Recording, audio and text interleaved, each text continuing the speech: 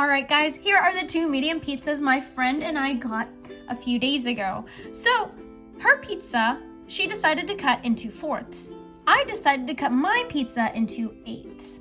So whenever we decided to take our first slice, this is what her first slice looked like, and this is what my first slice looked like.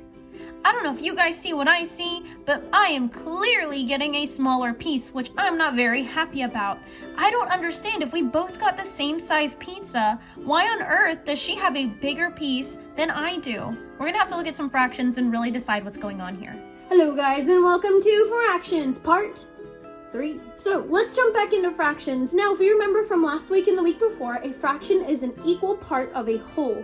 So right now we're looking at 4 different types of fractions. We've looked at a whole, which is a shape or object completely not partitioned or split. It's just as it comes, either a complete circle or a complete rectangle, just not cut up. Next, let's take a look at our halves. So 1/2 is one part of 2 equal pieces. So it's taking this equal shape and splitting it in half into 2 pieces, okay?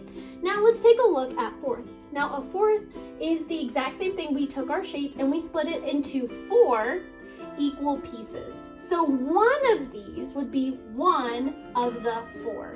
Now let's take a look at 8ths. Now 8 is the exact same thing. It's just taking our shape, or the shape over here, and making 8 equal pieces, okay? So this little number here is one of the 8s. So we're gonna be looking a little bit closer, not at what the fraction is, but looking at them all together, comparing them to each other. So we're gonna be looking at all the different ones and what these number representations can really mean. Okay, so we're gonna, whoa! Okay guys, so we're gonna be partitioning these shapes and paying a closer look and comparing the fractions. The first thing we're gonna do is take a look at this one. I'm gonna go ahead and partition this rectangle into halves. So I can either do it this way or I can do it this way. For this, I'm gonna go ahead and make sure I'm extra careful. And this, now I'm gonna label this as one of the 2 pieces, and this is one of the 2 pieces, okay? So I'm gonna go ahead and cut this. So I went ahead and cut these into halves. They're exactly the same and they're equal. So I wanna compare it to a 4th and really look at the sizes. So I'm gonna scoot this guy to the side here. And this one, I wanna go ahead and split into 4ths.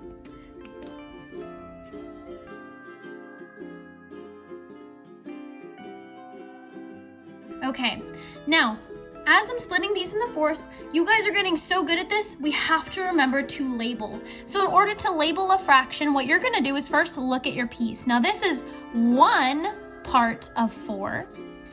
This is 1 part of 4, and so on. Okay.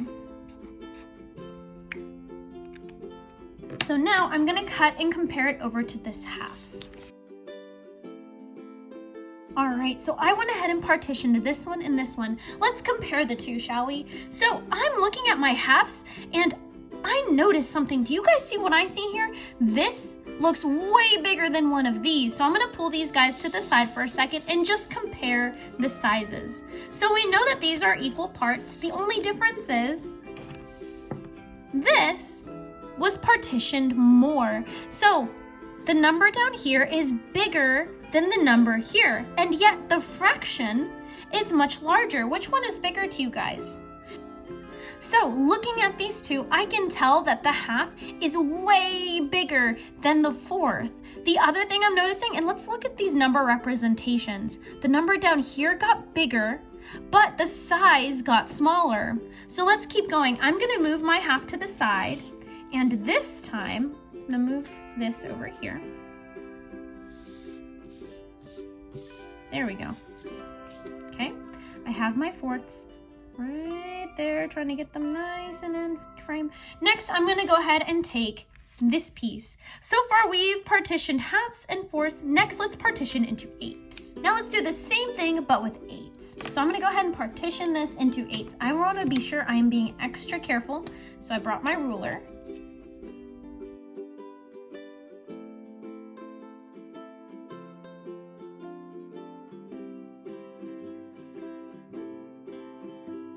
Now that I partitioned them, the next step is to label. So when you're labeling the fraction, you're looking at how many pieces you're labeling. So I'm just labeling 1 of the 8. I'm going to do that for each box.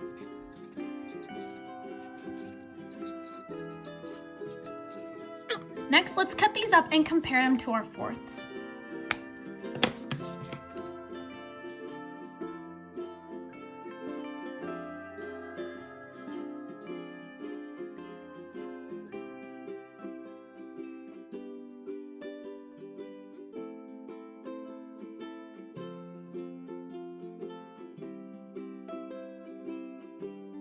So these are my 8ths and these are my 4ths. So let's compare them again. I'm only going to take 1/8 and 1/4 and look at them, okay? Now, holy cow, guys, let's take a look at this. Now, what I'm noticing is, again, this piece is way smaller than this piece. Not only that, just like our halves, the number here got bigger, but the size got smaller, just like when we compared our 4ths to our halves. So let's take a look at all 3. Now, when comparing fractions, the numbers on the bottom, if you guys can see, the smaller. So if we line them up according to their sizes, so our half is the biggest, our 4th is the second biggest, and our 8th is the smallest. So if we're looking at the fractions, as this number gets bigger, the size of the fraction gets smaller and smaller. So whenever you're partitioning fractions, you really want to pay close attention to this bottom number. It tells you so much. As it gets bigger, the size gets smaller. So let's take a look back at my pizza problem and see if we can figure out exactly why my slice of pizza was way smaller than my friend's. Okay, so let's compare these bottom 2 fractions. One of them equals 1/4 and the other one equals 1/8. The big difference here is I'm looking at the bottom, the 4 and the 8. So I'm noticing that if the number down here gets smaller, like 4, the fraction size is going to be larger. If the number down here is going to be larger, the fraction size is going to be smaller. So the bigger number at the bottom, the smaller the fraction. So I guess that explains my problem. It's not that the pizza was different, it's that the larger number at the bottom, the smaller the fraction piece. How interesting! Alright guys, so that's it for today's video. Thanks for helping me out with my pizza problem.